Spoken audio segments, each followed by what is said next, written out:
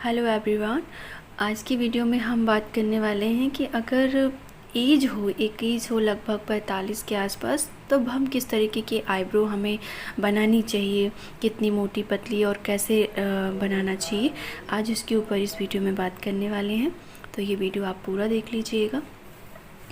तो सबसे पहले जैसे हमारी एज है ना होना स्टार्ट होती है ज़्यादा, जैसे कि 30 तक तो सब ठीक होता है, पर 30, 40, 55 के आसपास जब पहुंचते हैं तो चीज़ें जो होती हैं वो थोड़ी स्लो हो जाती हैं। जैसे बालों की ग्रोथ जो है, अगर आईब्रो करवा लिया तो जल्दी नहीं आती हैं, और बाल काफ़ी हल्के होने लगते हैं, ग्रोथ बहुत अच्छी नहीं होती है, वगैरह वगैरह जो भी बहुत सारी प्रॉब्लम्स होती हैं वो 40 के बाद ही होती हैं।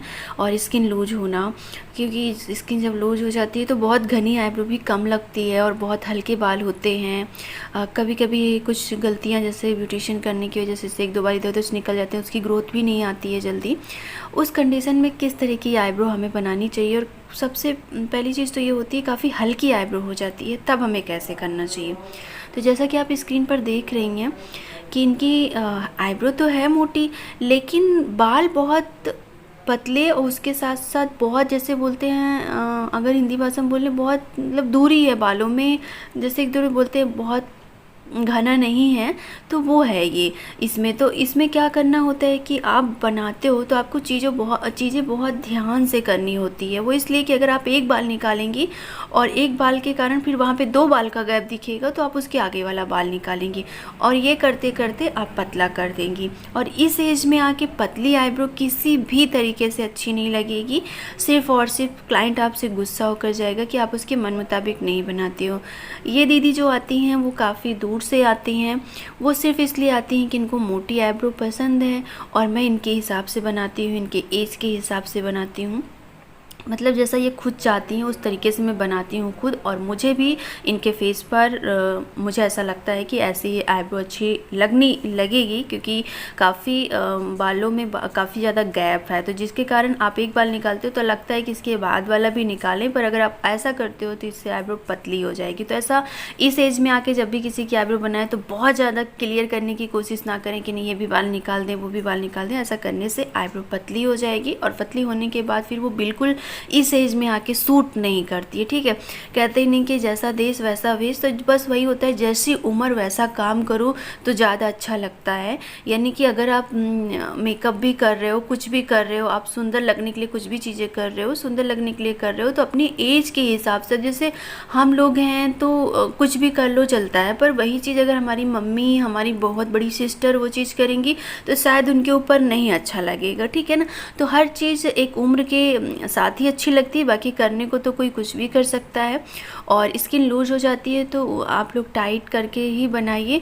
अभी मेरा अभ्यास है, मैं बहुत टाइम से कर रही हूँ, तो मैं चीज़ों को वैसे भी मैनेज कर लेती हूँ, लेकिन आपको दोनों साइड से स्किन को टाइट करके ही बनाना है। जैसा कि आप देख रही हैं, जितनी गुंजाइश थी मैंने उतना एक्स्ट्रा बाल से ही निकाल कर शेप दिया हुआ है। ठीक है, अभी ये देखेंगे जो अब मैंने आईब्रो बनाना स्टार्ट किया है वो थोड़ी सी घनी और अच्छी है, जबकि ये वाली जो है इसमें कहीं कहीं काफ़ी ज़्यादा स्पेस है।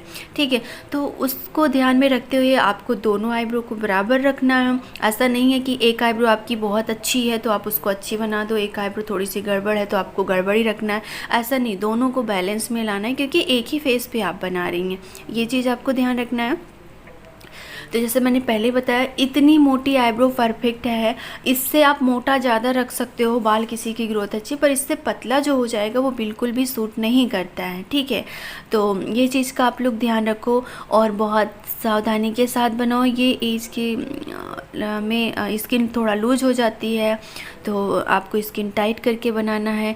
और शायद हाथ अच्छे से पीछे घूमता नहीं है, तो आप उनको पकड़वाओ, अच्छे से बताओ कि कहाँ पे आपको टाइट रखना है, उनको बोलो कि बीच में वो ना छोड़े, नहीं तो उनकी स्किन आ सकती है। ऐसे बहुत सारी छोटी छोटी चीज़ें हैं जो आईब्रो बनाते वक्त हमें ध्यान देना चाहिए, और यही छोटी छोटी चीज़ें हैं जो आपके काम को परफेक्ट बनाती हैं। मैंने बहुत बार आपको बोला है, और बहुत सारी मेरी बहनें हैं जो बोलती हैं कि अभी मेरे हाथों में आईब्रो नहीं बन रही है।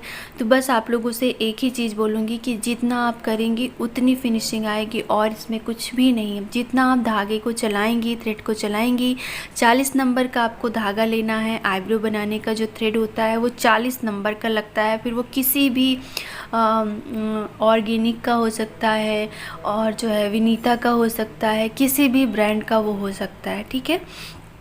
और जैसा कि आप देख रही थी कि ये काफ़ी अच्छी आईब्रो थी, तो लेकिन मैंने दोनों को बैलेंस किया हुआ है। तो कभी कभी क्या होता है कि किसी में आगे पीछे बाल होते हैं, बहुत ज़्यादा होते हैं, तो वो उतना एक बराबर नहीं बन पाता, लेकिन काफ़ी हद तक मैंने इसको बराबर करने की कोशिश की हुई है। और जैसा कि आप वीडियो में देख रहे हैं कि मैं बिना पकड़वाई कर रही हूँ, तो क्या होता है जब पकड़ने से ना जो आईब्रो का शेप होता है वो आगे पीछे हो जाता है, बाल आगे पीछे दिखते हैं। तो उस कभी कभी क्या होता है कि लोग सोचते हैं कि ये वाला भी निकलेगा, पकड़ने पर छोड़ने पर वो लगता है एक्स्ट्रा निकल गया। तो वो चीज़ का ध्यान दें, इसलिए मैं ज़्यादातर बनाने के बाद एक बार मैं बिना पकड़वाए करती हूँ ताकि मैं बराबर कर सकूँ। तो चलिए, वीडियो अच्छी लगी हो तो लाइक शेयर सब्सक्राइब।